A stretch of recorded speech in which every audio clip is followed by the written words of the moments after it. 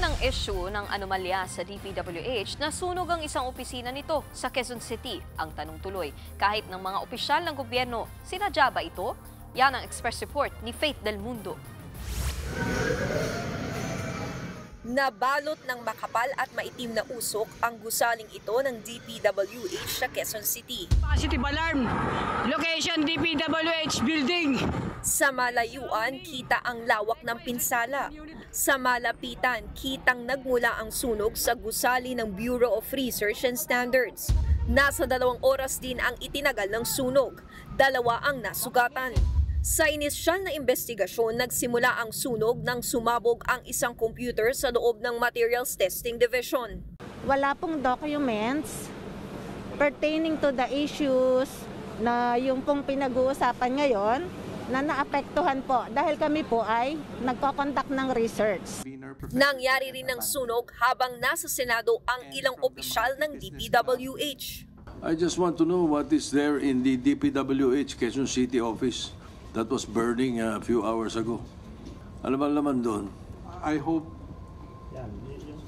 it is not our zone. Kinumpirma naman ni DPWH ASEC Melody Villar na ang nasunog na gusali ay ang regional office ng DPWH Mimaropa kung saan dito ginagawa ang testing ng mga materyales. Ito po yung dito po ang site ng testing materials ng DPWH na mga suppliers like semento, mga bakal.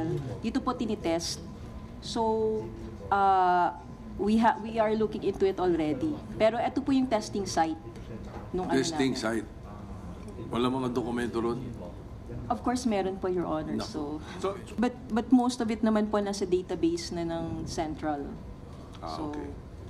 Ayon naman kay ICI Chairman Andres Reyes Jr. na nasa pagdinig din, tumatanggap ng 1% kickback sa mga proyekto ang nasunog na gusali. With due respect to that office, as per testimony of witness Bryce Hernandez, there is 1% for the testing office of the DPWH, where voucher is 1%. So the 1% documentation is gone.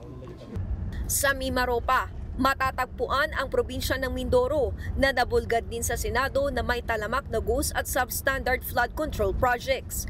Pero ayon sa DPWH, walang dokumentong may kinalaman sa flood control scandal ang nasa loob ng nasunog na building.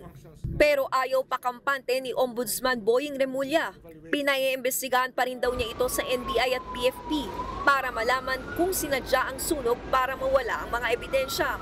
Disturbing that in a place like Quezon City, masusunog yung records sa isang office na maraming investigation pa ang kinakailangan mangyari.